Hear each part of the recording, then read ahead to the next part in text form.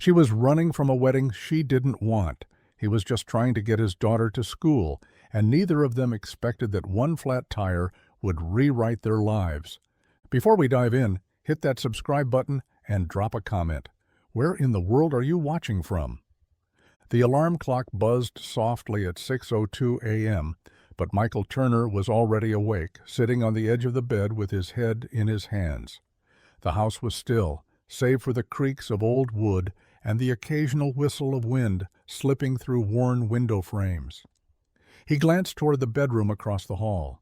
Lily's door was cracked open, the soft glow of her nightlight spilling onto the floor like a puddle of warmth.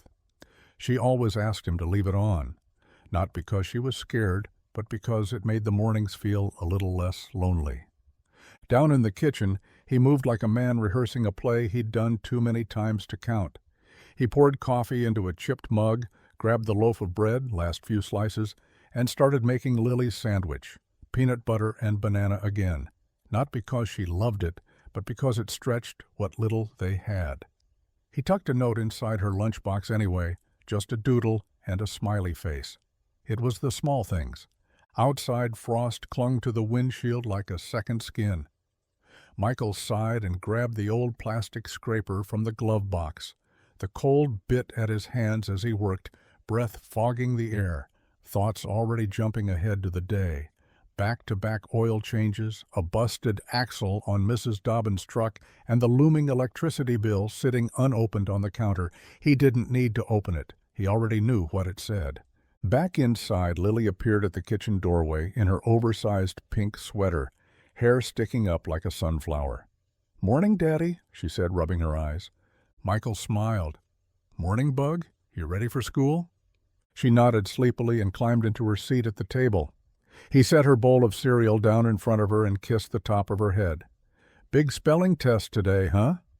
Lily gave a sleepy thumbs up. Michael grinned, but behind the smile was a weight he carried daily, the quiet pressure to keep things together, to keep her believing that everything would be okay, even when he wasn't so sure himself.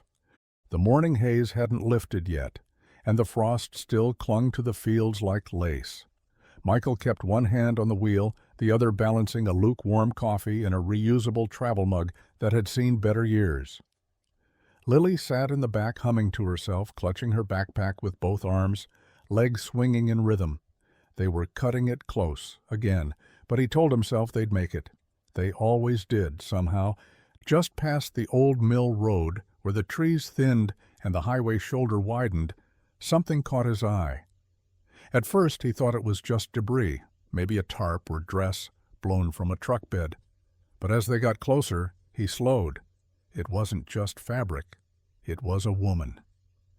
She stood barefoot on the frozen gravel, the hem of a white wedding gown soaked and fraying, her arms wrapped around herself in a hug that looked more emotional than practical. Her heels were tossed nearby like she'd given up on them miles ago. Her hair, once probably done up for cameras and champagne, now fell loose and damp, curling in the cold. And the car, a white Bentley, sat lopsided with one front tire completely flat, its blinkers cutting through the morning stillness with mechanical impatience. Michael pulled over without thinking. Lily leaned forward, eyes wide. "Dad, is she a bride?" He put the car in park and nodded slowly. "Looks like it." She was pacing, a phone to her ear, lips moving in short bursts. From the look on her face, no one was answering, or maybe they were, and she just didn't like what they were saying. Michael stepped out, the cold air cutting through his jacket. "Excuse me," he called out gently. "You okay?" The woman turned fast, startled. Her mascara had streaked in perfect lines, but she didn't try to fix it. She stared at him a beat too long, like she wasn't sure if he was real or just another problem. Then she blinked, voice strained but polite. "Flat tire. And no one's picking up."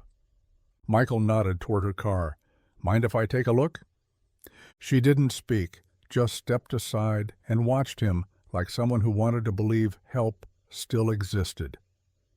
Michael grabbed his old toolbox from the trunk, metal edges rusted, handle wrapped in duct tape, and walked toward the Bentley like he'd done this 1,000 times before.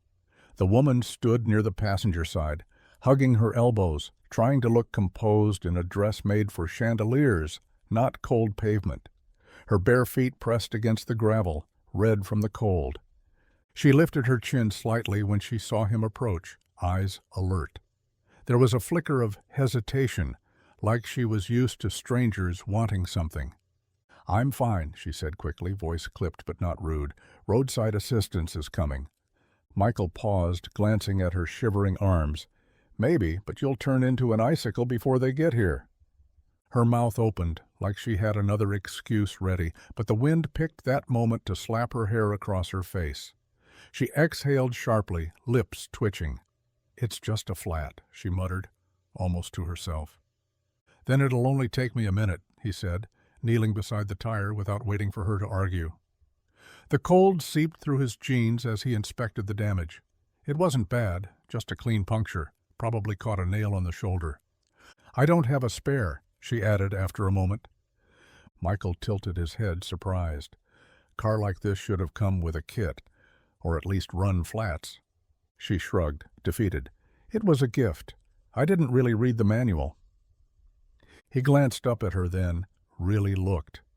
Her makeup was half-worn, foundation faded, lips pale. But her eyes, they were striking. Not in the made-up, camera-ready kind of way, in the kind that looked like they'd seen too much in too short a time. "You got somewhere to be?" he asked, standing. She hesitated, then smiled without warmth. "Not anymore." Michael nodded slowly. "Well, I've got a patch kit in the trunk. It won't be pretty, but it'll get you off the shoulder." She studied him a second longer. "You really don't need to." "I know," he said, already walking back to his car, "but I'm gonna anyway." And she didn't stop him. The sky stayed gray and heavy as Michael knelt beside the Bentley, the cold mud already soaking through the knees of his jeans. His fingers worked quickly, familiar with the rhythm of the job, even if the car he was fixing was far beyond anything that usually rolled into his shop. The high-performance lug nuts didn't faze him, but the woman standing a few feet away, that was a different story. She had introduced herself as Rachel, just Rachel. No last name, no explanation. The name came fast, almost too smooth, like she'd rehearsed it. He didn't press, he never did. As he pried the damaged tire loose, she stood there in that ruined wedding dress, arms wrapped tightly across her chest, watching the woods more than she watched him. Her heels were still lying in the mud like afterthoughts, and her makeup, though clearly once professionally done, was smudged beneath her eyes in dark streaks that matched the muddy puddles forming under the car. "You sure you don't want to sit in my car?" he asked, glancing up briefly. "I'm fine," she replied, her voice low but clipped. It wasn't unkind, just distant, like she was afraid to let anything crack through. She hugged herself tighter and looked away. Michael didn't push. He knew that kind of tone, the kind people used when they were barely holding it together and didn't want to admit it. "You running from something?" he asked casually, not looking at her this time, just focused on tightening bolts.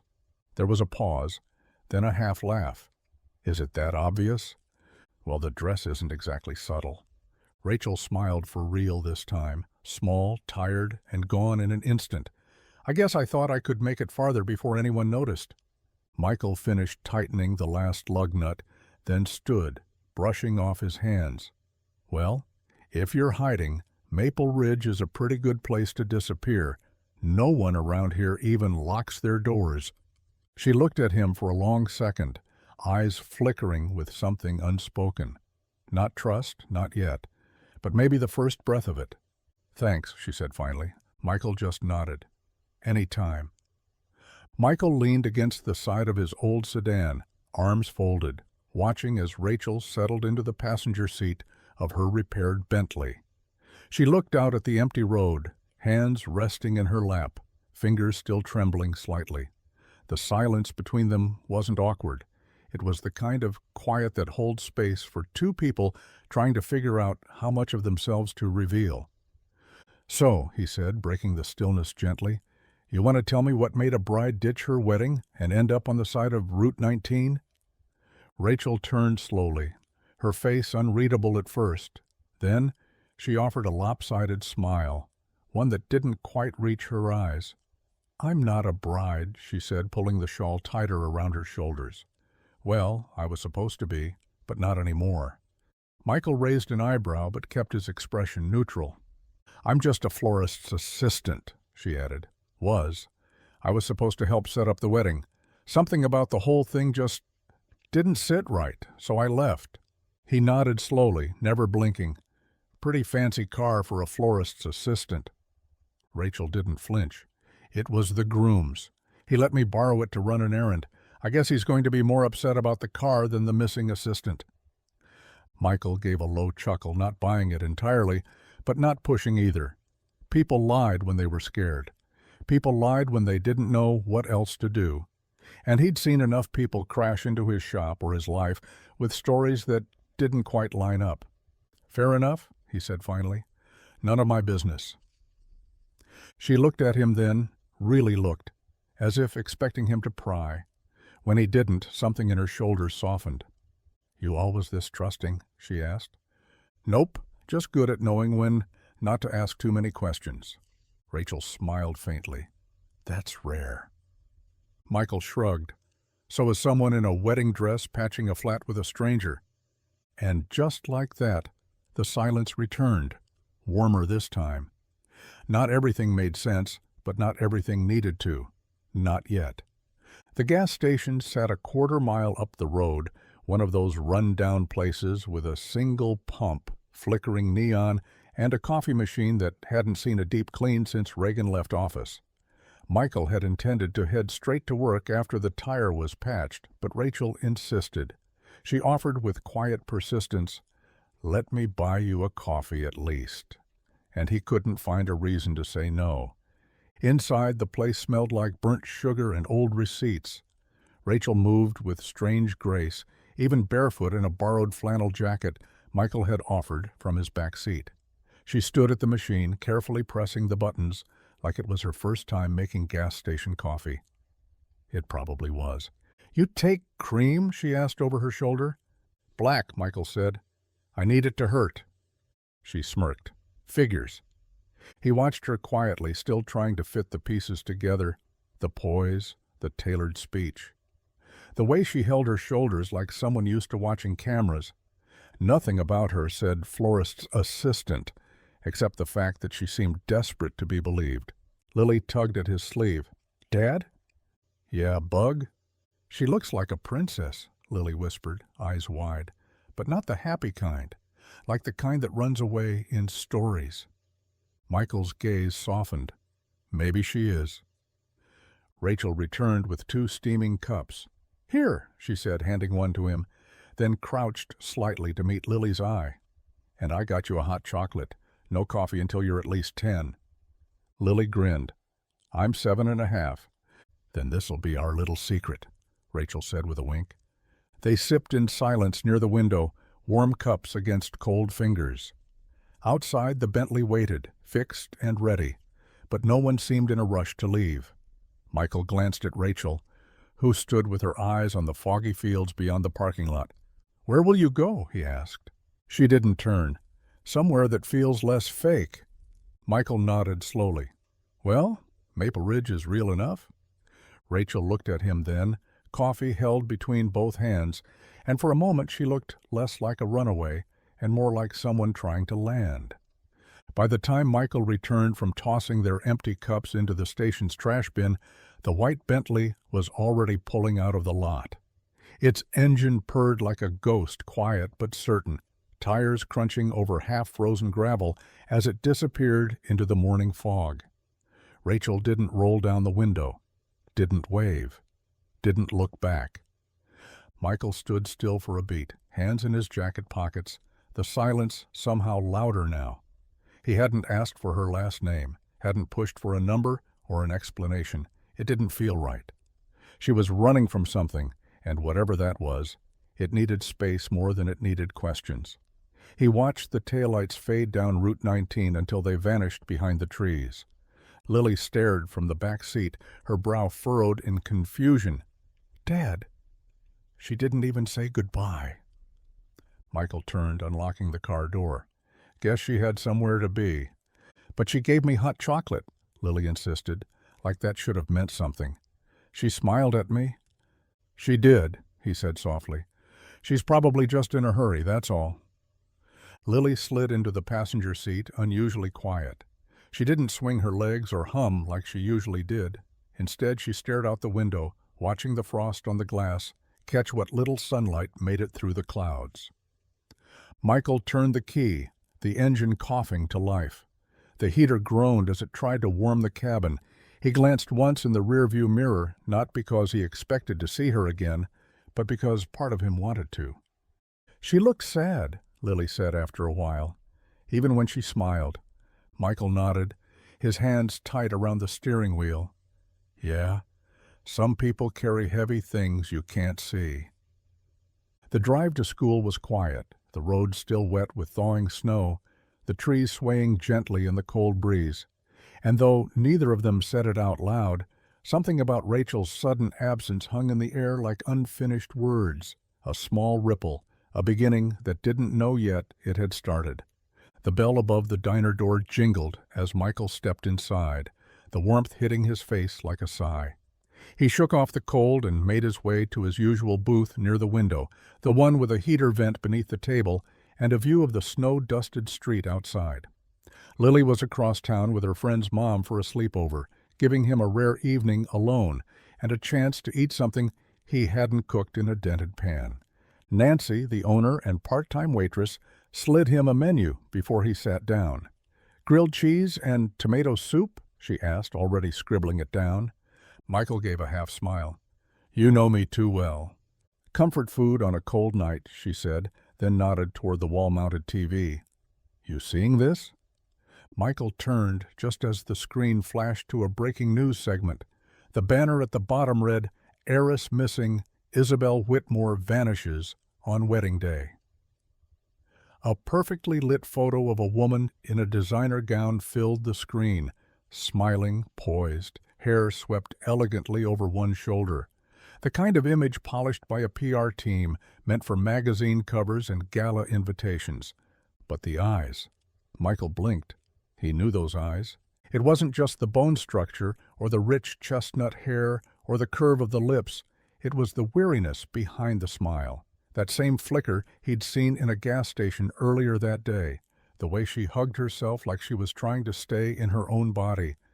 The way she looked at Lily, not like a woman on the run, but like someone who missed being real. He leaned forward slightly as the anchor spoke. Isabel Whitmore, daughter of auto industry magnate Charles Whitmore, disappeared just hours before her wedding this morning. Sources say she left without security or a trace. The Bentley she was last seen driving is also unaccounted for. Michael leaned back in the booth, a low whistle escaping his lips. "Well, she sure didn't look like a billionaire in that mud-soaked dress," he muttered. Nancy looked over. "You say something?" Michael shook his head, eyes still on the screen. "Nope, just think I saw a ghost today." Michael stirred his soup slowly, watching the steam rise and swirl like fog against the window pane. On the TV, Isabel Whitmore's face lingered, still framed in that perfect wedding portrait, still smiling, like she had no idea she was about to vanish. It didn't line up. Not with the woman he'd met this morning, not with Rachel. Rachel had mud on her feet and streaks of mascara under her eyes. Rachel didn't talk like someone who'd been pampered her whole life. She talked like someone who'd been cornered, like she was trying to keep herself together with duct tape and defiance. Whoever this heiress was, Michael figured, she probably had 5 assistants to brush her hair and pick out her toothpaste. He let out a soft laugh, shaking his head as he tore a piece of grilled cheese in half.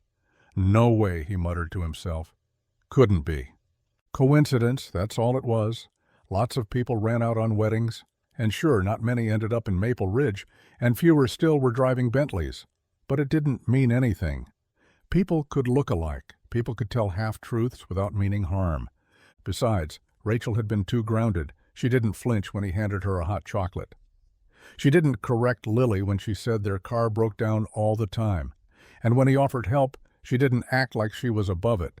No offense to billionaires, but that wasn't exactly their calling card. Still, the resemblance gnawed at him. He finished his meal in silence, nodding a quiet thanks to Nancy as he dropped a few bills on the table. The news had moved on to something else, stock markets or some celebrity divorce, but that face lingered in the back of his mind like a shadow that didn't belong. By the time he stepped back into the cold night, his breath forming quick white clouds, Michael had convinced himself it was all in his head. Too many bills, too little sleep, that's all. And anyway, he thought as he started the car, what would someone like her be doing on his road, in his town, needing someone like him? The days settled back into their usual rhythm like a worn record finding its groove. Michael rose before the sun, made breakfast with whatever was left in the fridge, packed Lily's lunch, and dropped her off at school with a kiss on the forehead and a quiet, "Do your best." Then it was off to Harrison's auto, where the heaters barely worked but the work never stopped. There was always something to fix. A rickety pickup with a misfiring engine, a teenager's beater stalling at every stop sign, Mrs. Dobbin's truck again with the same knocking sound no one could ever find. Michael moved through each job like muscle memory, his hands blackened with grease, his back aching by lunch, his wallet still too light by the time he got home. Nights were filled with helping Lily with homework under the dim kitchen light, reheating leftovers, and checking the thermostat every hour to make sure the ancient furnace hadn't quit again. He'd patched the ductwork with foil tape 3 times already, and still it rattled like an old man coughing in his sleep. Lily had her school play that week. She was a snowflake, one of the 20, and she took it very seriously. Michael sat front row, crammed in between other exhausted parents, grinning as she twirled across the stage in a paper crown and socks that didn't quite match. She waved at him mid-performance, and he waved back, heart swelling like it always did when she looked his way. It was a good kind of tired he carried at night, the kind that came from doing things that mattered, even if no one else noticed. He thought about Rachel now and then, usually when he saw a Bentley in a magazine or caught a glimpse of something white blowing down the road that wasn't snow. But she faded like fog in a rearview mirror, just another roadside memory. Life didn't pause for mysteries. It kept moving, one oil change, one math worksheet, one electric bill at a time, and for now, that was enough. Or at least, that's what he told himself. It started with a letter sealed in a plain envelope. No return address, no emblem, just Lily's name typed neatly across the front. Michael found it tucked into her backpack one Thursday afternoon, nestled between a crumpled drawing of a dragon and an overdue library book. He opened it slowly, expecting a permission slip or a reminder about the upcoming bake sale. Instead, it was a formal notice from the school office. We're pleased to inform you that Lily Turner has been selected as a recipient of the Maple Ridge Opportunity Scholarship. Her tuition, fees, and after-school program costs will be fully covered through the remainder of the academic year. This donation was made possible by an anonymous benefactor dedicated to supporting the children of single parents. Michael read it twice, then a third time, just to be sure he hadn't misunderstood. He stood in the kitchen, the fridge humming beside him, his boots still unlaced and his jacket half off. The words on the page didn't make sense. There was no application, no interview. He hadn't asked for help. Lily came bounding into the room moments later, still wearing her paper snowflake crown from rehearsal. "Dad, Miss Colleen said my school's free now. Like for real." Michael crouched beside her.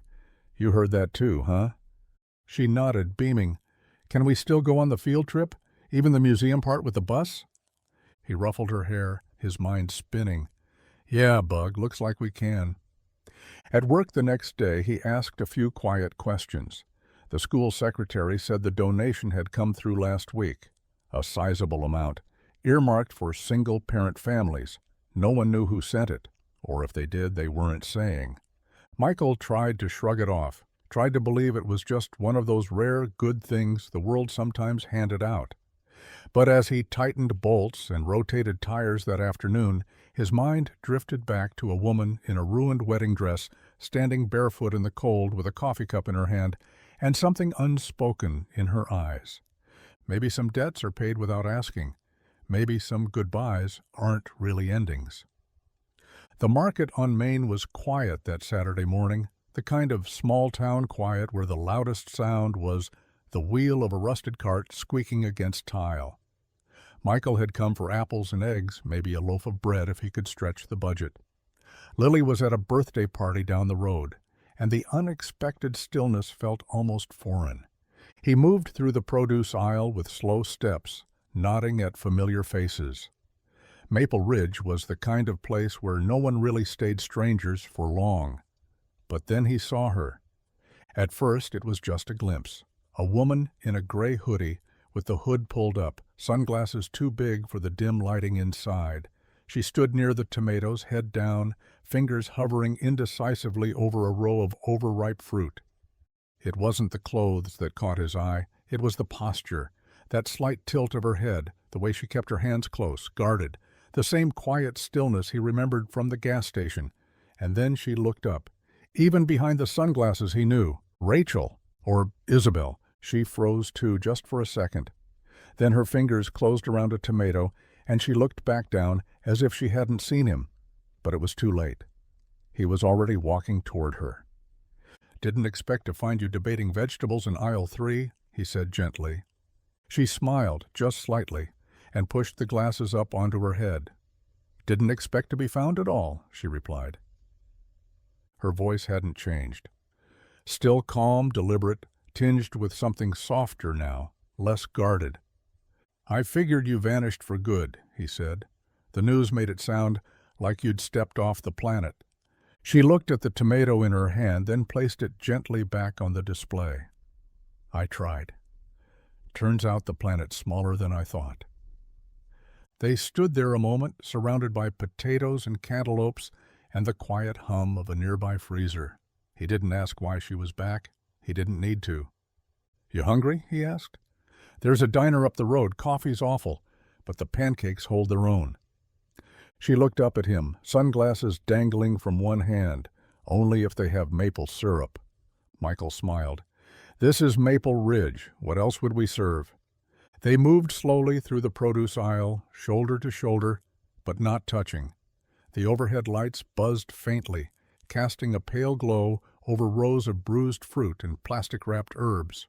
Michael kept his hands in his pockets, more out of habit than awkwardness, glancing occasionally at her as she compared apples like she hadn't been on national headlines just a week ago.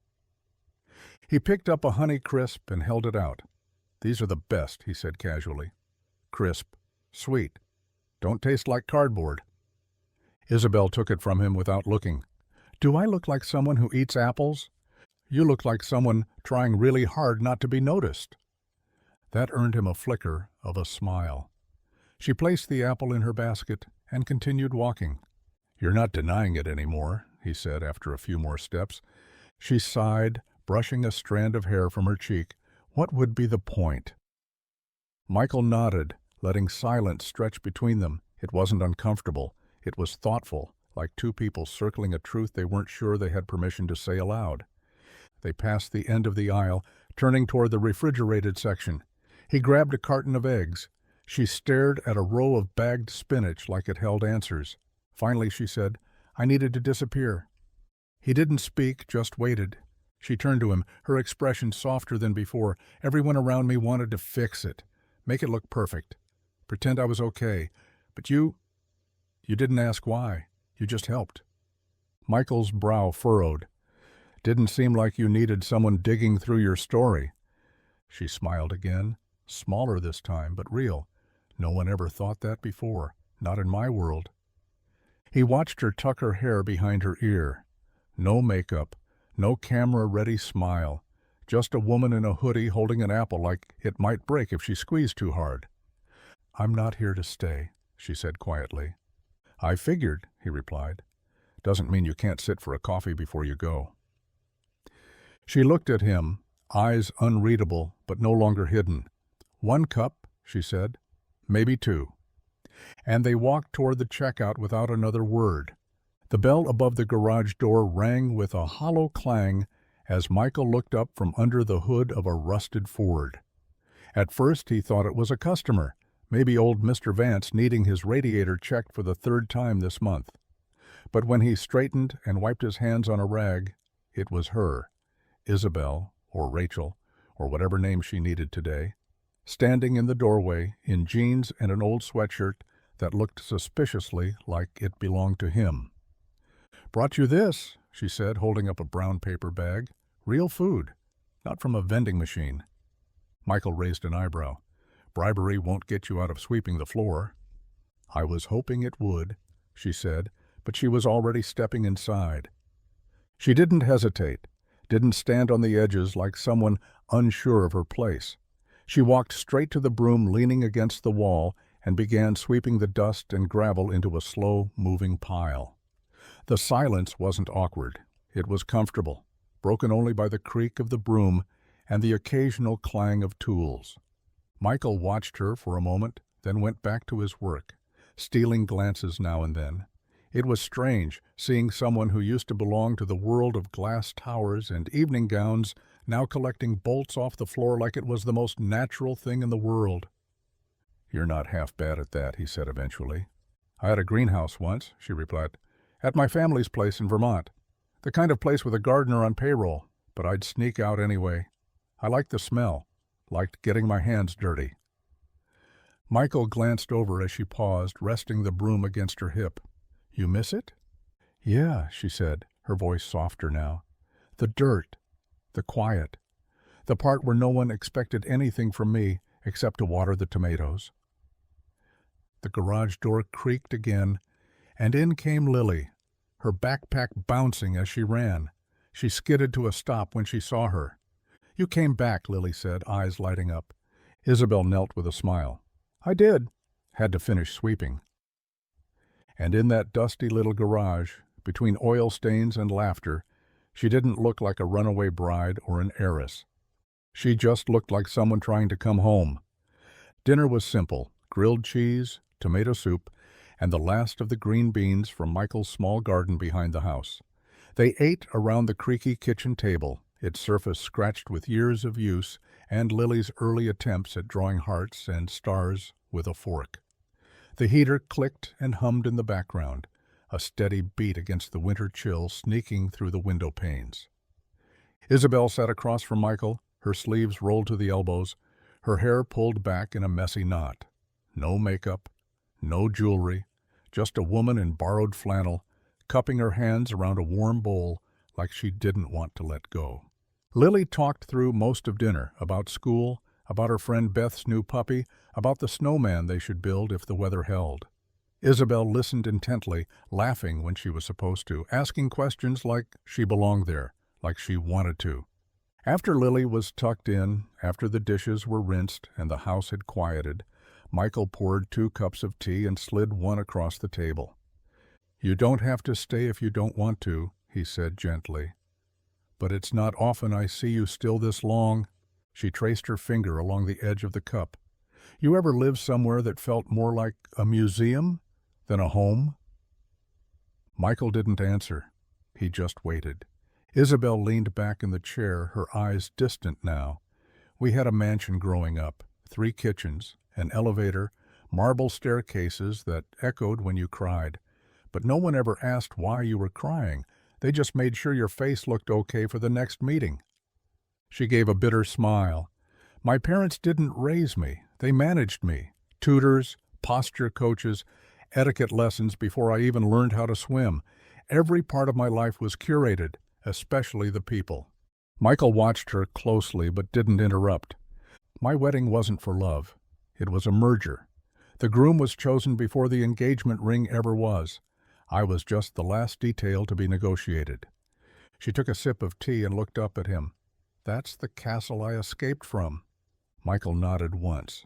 "And now you're here, in a drafty kitchen, with soup and grilled cheese." She smiled softly. and somehow it's the first time I've felt full in years. The wind outside rattled the windows as Michael added another log to the stove, the fire crackling to life again in the cast iron belly of the old heater. Isabel sat cross-legged on the floor nearby, a blanket draped over her shoulders, Lily fast asleep upstairs. The room was quiet, shadows dancing across the walls from the flames. It was the kind of silence that invited truth. Michael leaned against the arm of the couch, tea in hand, watching her for a long moment before he spoke. "I knew," he said quietly. Isabel glanced up. "Knew what?" He held her gaze. "That you weren't Rachel, not really." She blinked, but didn't speak. "I saw the news at the diner, saw your face. Isabel Whitmore, missing bride, billionaire's daughter, headline girl." He took a sip from his mug. "You didn't fool me as much as you think." Her shoulders stiffened, the calm mask twitching at the edges. "But," he added, "I didn't say anything because you didn't act like someone who wanted to be found, and you definitely didn't act like someone who needed rescuing." Isabel's breath hitched slightly. "Everyone else either panicked or tried to put me back together. You're the only one who didn't." "I've been fixing broken things my whole life," he said, setting the mug down. "But only the things that ask to be fixed. You weren't one of them." She looked at him then, eyes soft, voice barely a whisper. "Why didn't you treat me differently?" "Because the girl standing barefoot in the mud, crying over a flat tire, that wasn't some heiress from a magazine. That was just someone tired of pretending." A long silence stretched between them, not uncomfortable, just heavy with all the things they didn't need to say out loud. She looked away, her voice steadier now. "I didn't know what I was looking for when I left." "And now?" he asked. She met his eyes again. "Now I think I was just hoping to meet someone who saw me before the name." Michael smiled. "Then maybe you were looking for the right kind of nobody." The next morning, the sun crept slowly over Maple Ridge, casting golden light on the frost-tipped roofs and gravel roads. Isabel, hood up and coffee in hand, walked beside Michael as he pushed open the doors to Harrison's auto. The metal groaned in protest like always, and the familiar scent of grease and gasoline wrapped around them like a welcome-back hug. Michael half expected whispers, stares, at the very least a raised eyebrow or two. But as Isabel swept out the garage with practiced motions, as she handed him wrenches and chatted with Lily on her lunch break, nothing happened. No questions, no rumors, just the steady rhythm of a small town surviving its way through another winter. Old man Jenkins came in with a busted belt. He nodded at Isabel, then launched into a story about the time his truck lost a wheel outside Des Moines. Diane from the diner dropped off sandwiches at noon, complimented Isabel's flannel like it was the most natural thing in the world, and told her to try the pecan pie next time. Not one person said her name. Not the one the world knew, anyway. At first, Isabel was tense, shoulders drawn, movements too careful, eyes scanning every new face like they might recognize her from a headline. But slowly, day by day, the worry faded. Because in Maple Ridge, people were too busy fixing fences and fighting bills and raising their kids to care if someone had once graced the cover of Forbes. What mattered here was whether you held the door, showed up when someone's truck broke down, and didn't talk too loud during Sunday service. By the end of the week, Isabel sat on the garage's front steps with Lily, sipping cocoa and laughing at a joke about a school principal dressed as a snowman. Her laughter didn't sound guarded anymore. It sounded like it belonged. Michael stood at the workbench, watching from a distance, wiping his hands on a rag. In a world obsessed with names, flash, and noise, somehow this forgotten town, this little patch of cracked pavement and honest labor, had given her the one thing she didn't know she needed: silence, space, and the freedom not to be seen. The snow started falling just after dusk, soft at first, like powdered sugar drifting from a torn bag. Michael glanced out the garage window between oil changes, watching the flakes gather in lazy swirls before finally sticking to the gravel. By the time he flipped the closed sign and helped Isabel sweep out the last of the day's mess, the roads were already fading under a sheet of white. "You sure your car can handle this, Roz?" he asked, nodding toward the Bentley in the lot. Isabel looked past him, squinting through the curtain of snow. "It's not the car I'm worried about. It's the fact I can't see the road." Michael opened his mouth, then closed it. The wind picked up, howling around the corners of the building like it was looking for a way inside. "Come on," he said finally. "You're staying with us tonight." She hesitated. "I don't want to impose." "You're not." He grabbed his jacket. "I've got an old couch, Lily's got extra blankets, and the storm's not taking votes." By the time they pulled up to the house, the snow was thick enough to muffle every sound except the crunch beneath the tires. Michael helped her inside, boots dripping, jacket dusted white. The living room glowed with warm lamplight, and the faint scent of cinnamon from a candle Lily insisted made everything cozier. Lily beamed when she saw Isabel. "Are you having a sleepover?" Isabel smiled as she peeled off her coat. "Looks like I am." They made soup, again, and played an ancient board game Michael dug out from beneath the stairs. Lily, bundled in mismatched pajamas, declared herself the reigning champion before finally crawling into bed, leaving the two adults behind in the living room's quiet glow. Michael tossed an extra pillow on the couch, along with a thick quilted blanket Lily had made at school. It was a patchwork of old T-shirts and fabric scraps, soft and faded with love. Isabel settled in, blanket pulled to her chin, the fire flickering low. She looked around the room, small and imperfect, and sighed, not with exhaustion but with something like peace. "Thanks for not making it weird," she whispered. Michael smiled from the hallway. "Good night, Rachel." And for the first time in a long time, she didn't mind not being Isabel. The smell of pancakes hit Isabel before she even opened her eyes. Somewhere beyond the soft blanket and creaky couch, she heard the gentle clatter of a spatula, the low hum of the radio playing something old and twangy, and Lily's giggles floating like birdsong through the house. She blinked into the golden morning light, seeping through the curtains, stretching beneath the warmth of the patchwork quilt. For a second, it felt like a dream, this tiny home, this quiet life, this air that didn't expect anything from her. But then she heard her name, well, her borrowed name. "Rachel," Lily called. "You want blueberries or chocolate chips?" Isabel sat up slowly, hair tousled, heart full. "Surprise me," she called back.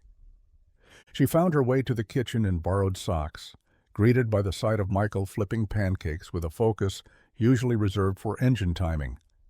Lily was perched on the counter, swinging her legs and sprinkling chocolate chips with chaotic joy. "Morning," Michael said without looking up.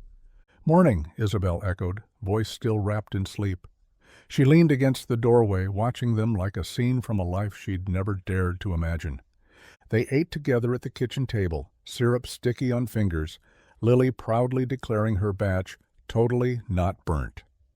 Isabel laughed easily, without having to check if it was okay first. She hadn't realized how heavy silence had felt until she was allowed to speak freely. After breakfast, Lily stood on tiptoe and whispered something to Michael, who gave a non-committal shrug. Then Lily turned to Isabel, eyes wide and hopeful. "Can you stay one more day? Just today. You don't even have to sweep." Isabel looked between them, heartbeat catching in her chest. There was no boardroom here, no itinerary, no speech to give or meeting to cancel, just a child asking a question and a man trying not to make it harder. She hesitated, then smiled. "Just one more day?" Lily threw her arms in the air. "Yes!" Michael raised an eyebrow, a smirk tugging at his mouth. "You're going to owe me rent at this rate." Isabel chuckled, sipping her coffee. "We'll talk terms. I make a mean cup of tea." And just like that, one more day became something neither of them wanted to end. The snow had stopped falling, leaving behind a world softened in white.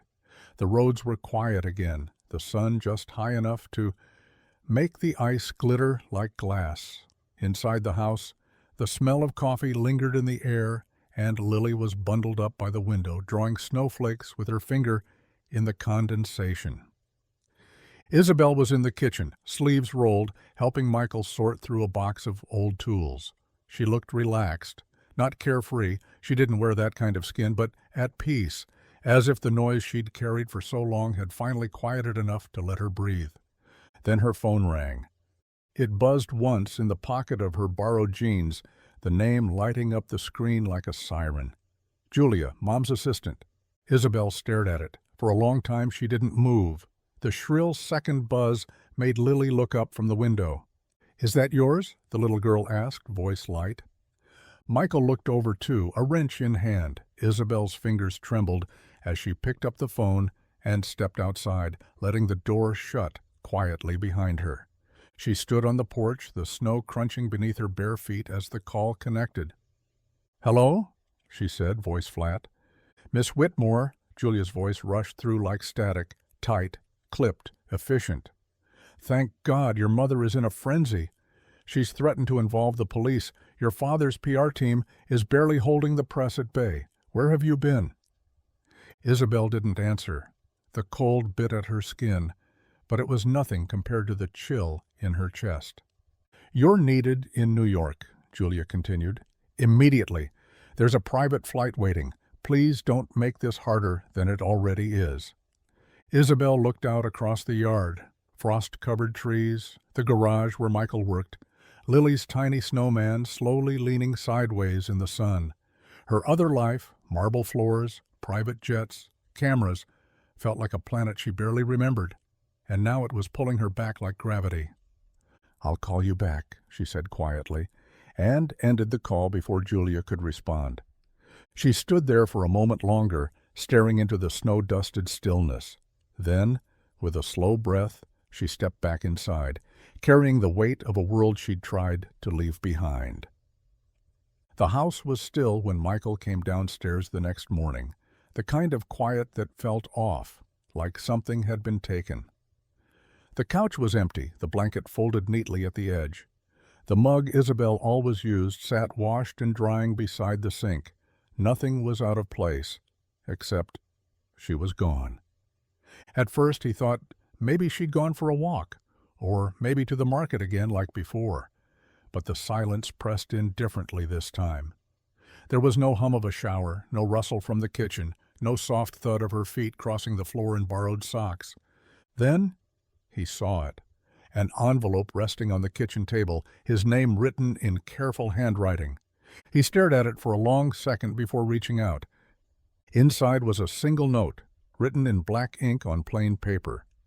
"Michael, I wish I were brave enough to say this in person, but I know I'd never leave if I did. Thank you for the kindness, for the quiet, for never asking me to be more than I am. You gave me space to breathe when I didn't even realize I was suffocating. You reminded me of who I used to be before everything else got louder. I'll carry that with me. Tell Lily I'll miss her giggles and her Coco rules. And thank you for fixing more than just a flat tire. R." There was no forwarding address, no number, just a slip of paper that felt heavier than it was. Michael sat down slowly, the chair creaking beneath him. Outside, the snow was melting again, drops pattering softly against the windows. The world was still turning. People would still come by with broken mufflers and sputtering engines. Lily would still need help with homework and a ride to school. But something had shifted. She hadn't taken anything, not a coat, not a keepsake, just left a few words and a silence that wasn't quite empty. Michael folded the note, tucked it back into the envelope, and stared out the window, wondering if some people only pass through your life to show you what you were missing, and what you might not get back. The days that followed moved with that slow, heavy kind of quiet that settles in after something breaks, but no one wants to admit it. The snow outside began to melt, revealing patches of stubborn grass and puddles that reflected the pale winter sky. Life didn't stop. Maple Ridge never did. But inside the Turner house, the rhythm had changed. Michael didn't talk about it.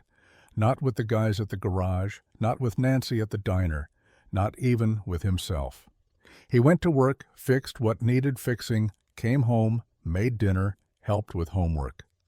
But something about the air in the house felt thinner, like someone had opened a door and let something important slip out into the cold. Lily noticed first. She always did. The first morning, she came downstairs, rubbing her eyes. "Where's Rachel?" she asked, half awake.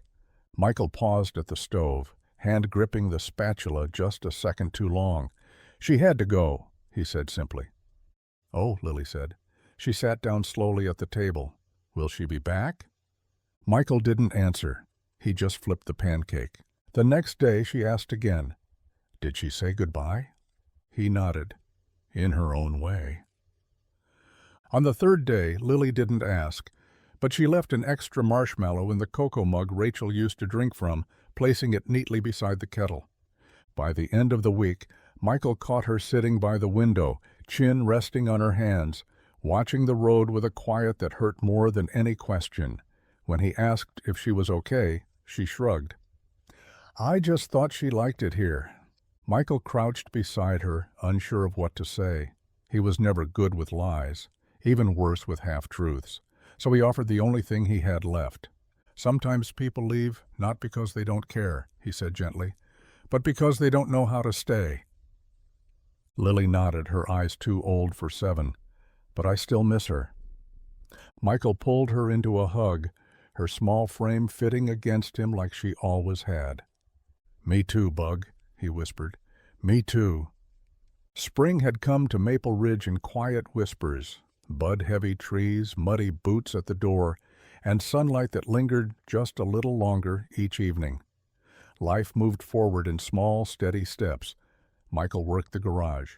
Lily planted marigolds in old tires behind the house. The snow had melted, but the space Isabel left behind hadn't.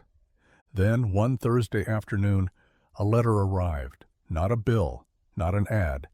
A heavy envelope with embossed lettering and a wax seal that looked far too elegant for a mechanic's mailbox.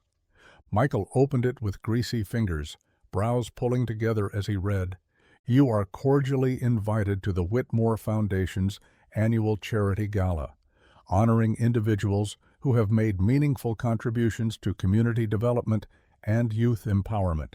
Below that, his name, Michael Turner, guest of honor. He read it again, then again. His name wasn't printed by mistake. It was etched in bold, deliberate ink. All expenses paid. Travel, hotel, tux rental. A contact number at the bottom along with a note. Formal attire required. Dinner to follow. Michael lowered the letter and looked across the garage at the busted Civic he was supposed to finish by 5. It didn't make sense. He hadn't done anything special, unless fixing cars and showing Lily how to tie her shoes now counted as heroic. He told himself it was a mistake, a misprint, a mix-up with another Michael Turner from another small town with a bigger story.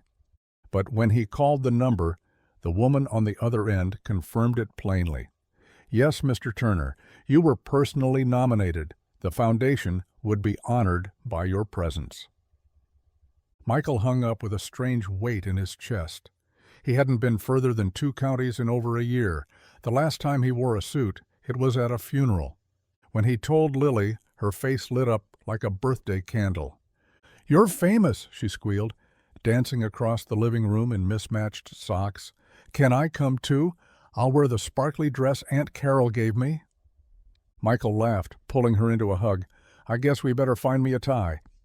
But deep down a question gnawed at him. This wasn't just about community work. Someone had seen him, chosen him, and part of him already knew who. The ballroom sparkled like something out of a movie Michael would never have watched on purpose. Crystal chandeliers shimmered above tables dressed in silver linen.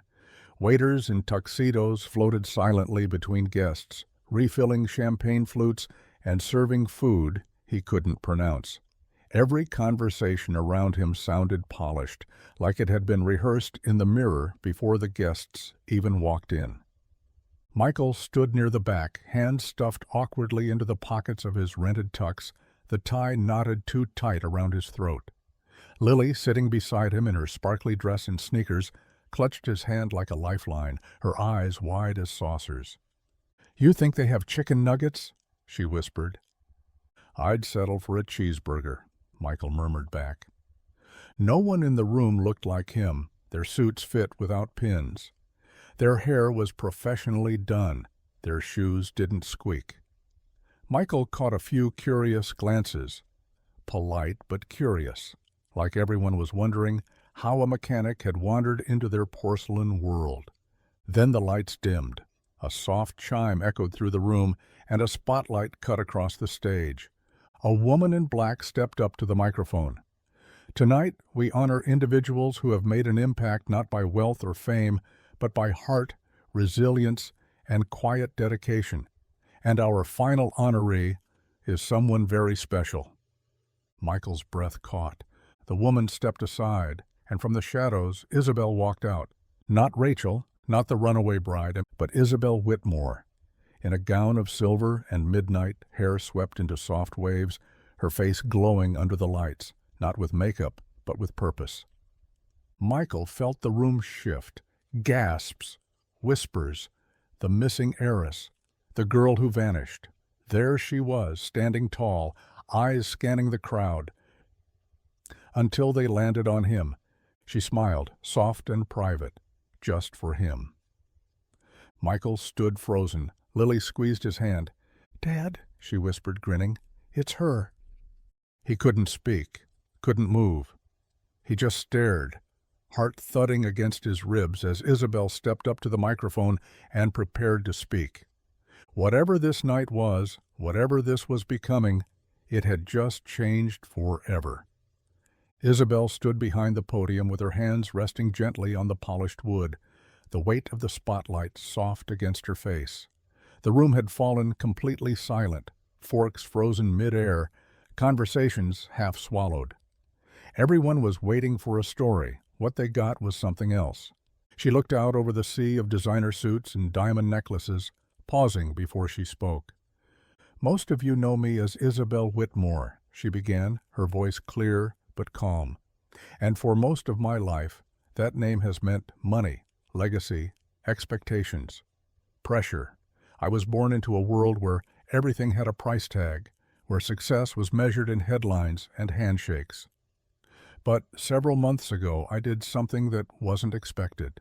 I left. I ran." She let the words hang in the air, honest and bare. "I didn't leave because I was lost. I left because I was finally ready to find something real. And I did, on the side of a frozen road in the middle of nowhere. I met a man who didn't know who I was, who didn't care. My hair was a mess, my dress was ruined, and my car was broken down. And instead of asking questions or trying to impress, he offered help." The room seemed to lean in. He didn't ask for money. He didn't want anything in return. He just saw someone who needed a hand. That man reminded me of something I'd forgotten, what kindness feels like when it has no strings attached. Isabel looked down for a breath, then lifted her gaze again, this time toward the back of the room. "He didn't save me because I was rich. He saved me because that's just who he is. A father, a mechanic, a good man. And tonight, I want the world to know his name, not because he fixed a tire, but because he reminded me of the kind of person I want to be." Her voice softened, but her words struck deeper than any spotlight. "Michael Turner, thank you for seeing me before anyone else did." Gasps rippled through the room, heads turning as the spotlight shifted off the stage, cutting across marble and sequins until it landed on Michael. And in that moment, the man who had always stood in the back of the room couldn't hide anymore. Michael didn't move at first. The spotlight hit him like a quiet wave, warm, unrelenting, blinding in a room full of people who suddenly turned to see what kind of man had brought a billionaire to tears. Lily gripped his hand, eyes wide with awe, whispering, "Go, Dad," like it was the most natural thing in the world. His legs felt heavier than they should have. He hadn't worn dress shoes in years. But slowly, step by uncertain step, he walked toward the stage. The crowd parted without a word. Strangers in silk gowns and $1,000 suits leaned back, letting the grease-stained man in a rented tux move past them like he belonged. And for once, maybe he did. Isabel stood waiting at the edge of the platform, her eyes shining, not with tears, but something steadier. Hope, truth, recognition. Michael stopped in front of her. He looked up at the woman who had vanished in the night without a goodbye and now stood in front of the world, not hiding, not running. "You found your way back," he said, voice low and disbelieving. "I didn't know if I could," she whispered. "But you did." A soft melody began to play, some elegant orchestral swell, but neither of them noticed who had started it. Isabel stepped forward, close enough to reach him, close enough to touch. "Will you dance with me?" she asked. Michael glanced around at the ballroom, the sea of strangers, the chandeliers sparkling like stars caught in glass. Then he looked back at her. "Yeah," he said, offering his hand, "but don't blame me if I step on your toes." She laughed, that full, radiant sound he hadn't heard since the kitchen table in Maple Ridge, and as she took his hand, everything else fell away. They moved together in slow circles, surrounded by applause they barely heard. The world watched them like a scene in a story too strange to believe. But to Michael and Isabel, it was just a moment, one they never expected to find. And in that moment, they weren't a mechanic and an heiress. They were two people who had nothing left to prove, and somehow everything still ahead. The gala ended in a swirl of champagne flutes, camera flashes, and murmured questions from reporters that Isabel effortlessly deflected with a practiced smile. But once the ballroom emptied, and Lily had fallen asleep in the hotel suite upstairs, curled into a pile of pillows and glitter-stained tulle, Michael found himself standing on a quiet rooftop balcony, the city glowing beneath them like an ocean of stars. Isabel stepped beside him, heels in hand, hair swept over one shoulder, her gown flowing like silver smoke. "You never said much about what you wanted," she said softly, leaning on the railing. Michael shrugged, eyes on the skyline. "Not much time for wanting, mostly just doing." She studied his profile for a moment, the lines on his face, the steadiness of a man who never asked for more, even when he needed it. "If you could do anything," she asked, "without worrying about bills or time, what would it be?" He hesitated, caught off guard. "Honestly?" She nodded. "I'd open a shop. A real one," he said. "Not just to fix cars, but to teach people how. Parents who never had the time, kids no one believes in. Give them tools, show them they're worth something, not just with their hands, but with how they show up for others." Isabel didn't speak right away. Her eyes sparkled, not just with city lights, but with something deeper. A decision already made. "I want to help you build it," she said. Michael turned. "What?" "I mean it." Her voice was clear, unwavering. "A place where people like me would have learned real things, real skills, real kindness. You gave me something money couldn't buy. I want to pay it forward, in your name." He looked at her, stunned. "I didn't do anything special." "You didn't ask for anything," she replied. "That's what made it special." Michael leaned back against the railing, a slow smile tugging at his mouth. "You realize that'll make you my business partner." She smirked. "Guess I'll need my own set of coveralls."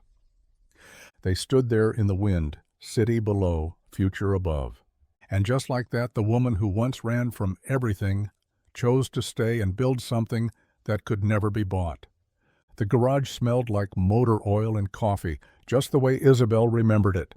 The closed sign still hung on the door, though Michael hadn't stopped working.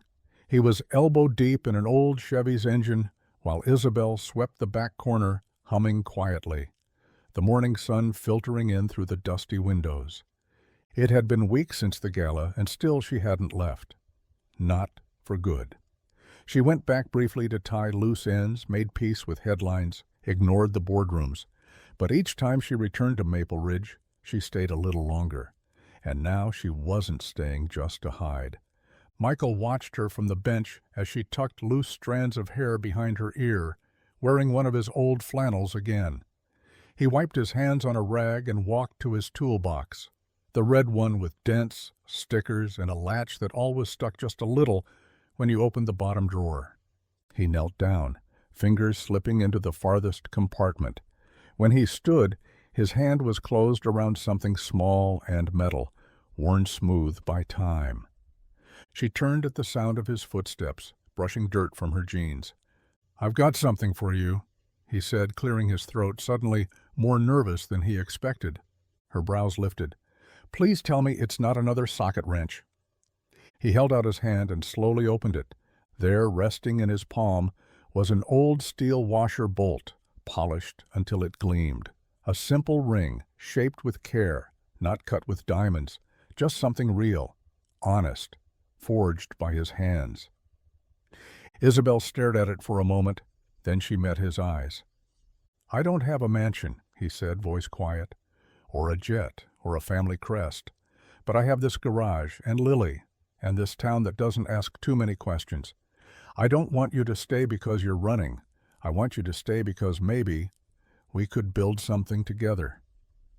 She didn't speak at first, just took the washer from his hand, turning it slowly between her fingers like it was made of gold. Then she slipped it onto her finger, dirt under her nails and all. "I was never looking for perfect," she whispered, "just for honest." Michael smiled. "Well, you're stuck with a mechanic." She stepped closer, pressing her forehead to his. "No," she murmured, "I'm choosing one." The air in the garage was warm, with the scent of dust and diesel, the kind that clung to your skin and refused to leave. Outside, birds chirped in the maple trees, and the old radio in the corner played something crackly and sweet. Isabel stood in the middle of it all, barefoot, wearing jeans that used to belong to Michael, and a sweatshirt faded from too many washes. And on her finger, the polished washer bolt caught the light, like it had always belonged there. She had said yes, not in a ballroom, not in a private jet, but here, where the floor was stained with years of oil and effort, and where love didn't have to come dressed in diamonds. Michael stood nearby, stunned into stillness. He wasn't the kind of man who assumed anything, not grace, not forgiveness, and definitely not someone like her. But she had slipped the makeshift ring onto her finger without hesitation, like it was the only promise she ever wanted to wear. "Are you sure?" he asked softly, wiping his hands on a rag that only made them dirtier. She smiled at him, that slow, sure smile that made him feel like the whole world had finally stopped spinning long enough to let him breathe. "I'm not saying yes to some fantasy," she said. "I'm saying yes to oil under my nails, pancakes at midnight, teaching Lily how to drive in a truck with a dented bumper. I'm saying yes to the mess and the mornings and the Mondays. I want that." Michael let out a breath he hadn't realized he'd been holding. She took his hand, still calloused from work, and laced her fingers through his. "I've worn gowns that cost more than this whole garage. I've lived in houses with so many rooms I never found all of them. But nothing in that world ever made me feel clean." He looked at her, eyes glassy. "And this does?" She nodded. "This is the first place I've ever felt like I could start over without hiding." Outside, the wind swept gently through the trees. Inside, the garage hummed with a different kind of energy, one not built on power or prestige, but on love that had nothing left to prove.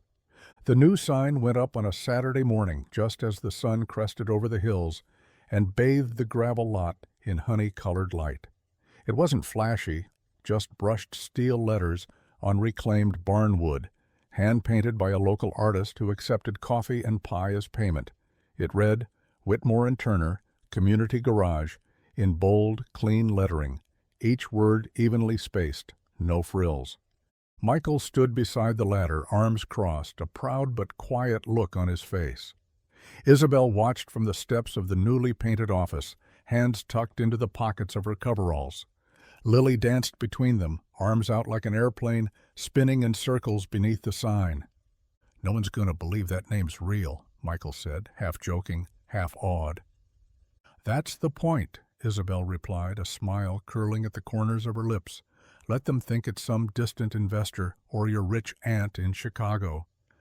Lily ran up and tugged at Isabel's sleeve. "But we know, right?" she whispered. "It's your name." Isabel knelt, brushing a strand of hair from Lily's cheek. "We know," she said, "and that's enough."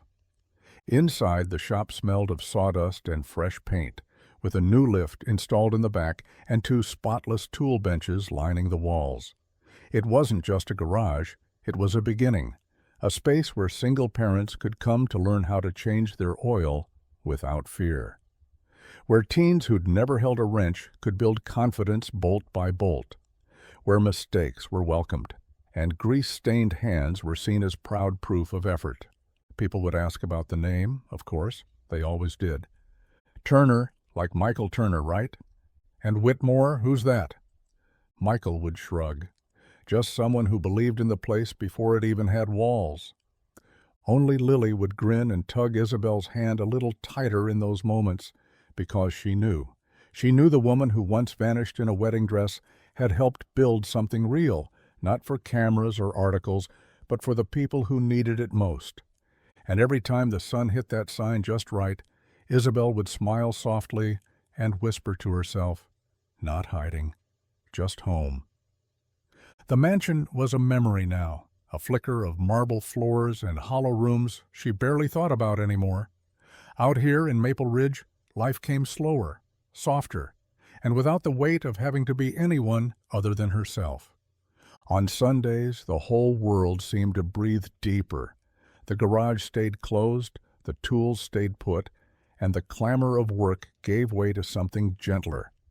In the Turner home, the air smelled like cinnamon and roasted chicken, and laughter echoed through the narrow hallway like music. Isabel, still Rachel to most in town, stood barefoot in the kitchen, flipping pancakes in an old cast-iron skillet that had been passed down through Michael's family. Lily danced between the counter and the table, setting mismatched plates and rearranging them twice before she was satisfied. Michael leaned in the doorway, watching them both, with that quiet look he got sometimes, like he still couldn't believe any of this was real. Rachel didn't miss the silk sheets or the catered dinners. She didn't miss being Isabel Whitmore, who smiled for cameras and took orders from people she didn't trust. She'd traded ballrooms for backyard swings, designer handbags for grocery lists scrawled on the back of old receipts, and what she gained in return was worth more than anything that came in a blue velvet box. After dinner, they curled up in the living room, a tangle of limbs and blankets and stories. Lily always insisted on picking the book, and Michael always read in the most dramatic voices, no matter how tired he was. Rachel would sit with her head on his shoulder, fingers laced through his, the fire crackling low in the hearth. Sometimes Lily would fall asleep mid-story, curled up with her head in Rachel's lap, and Michael would trail off, voice softening, letting silence fill the space. Rachel would sit there, brushing Lily's hair back, her heart full in a way she'd never known in all those years of being surrounded by everything and feeling nothing. Here she wasn't an heiress, she wasn't missing, she was found, and she was finally home. The classroom was quiet, filled with the kind of stillness that only comes when someone starts telling a story that isn't in the textbook. Lily Turner stood at the front, index cards trembling just slightly in her hands, but her voice was steady, warmed by something deeper than nerves. The assignment was simple: tell us a story from your family. But Lily's story was anything but simple. She took a breath and began. "A few years ago, my dad fixed a flat tire on the side of the road. That's not the story, though. He's a mechanic, he does that all the time. But this tire belonged to a woman in a wedding dress. Her makeup was smeared, her shoes were in the snow, and she looked like she'd forgotten how to breathe." Lily paused, glancing at her classmates. A few leaned in. She told him her name was Rachel, said she worked in a flower shop, but later we found out her real name was Isabel, like the Isabel Whitmore, the billionaire, the one in all the magazines. A few gasps rippled across the room, but she didn't act like someone rich. She didn't ask for special treatment. She just needed help. And my dad helped her, not because he knew who she was, not because he wanted anything, just because that's what he does." Lily smiled then, soft and certain. She stayed with us, cooked pancakes, swept the garage, taught me how to make hot cocoa with the exact right number of marshmallows. She married my dad later, but not because of money or a fairy tale, because she found something she'd never had in her old life. She lifted her eyes, no longer reading from the cards. She found home, in an old garage, in the smell of grease and firewood, in the way my dad listens more than he talks. She ran away from a castle and found something better, a tire iron, a flannel shirt, and a little girl who asked her to stay just one more day. The teacher was quiet. So was the room. Lily smiled and shrugged. "That's how I learned you don't have to be rich to have everything. Sometimes you just need to be seen." And from the back of the room, Isabel, still Rachel to most, stood quietly in the doorway, hand on her heart, watching her daughter tell the story she never thought anyone would understand.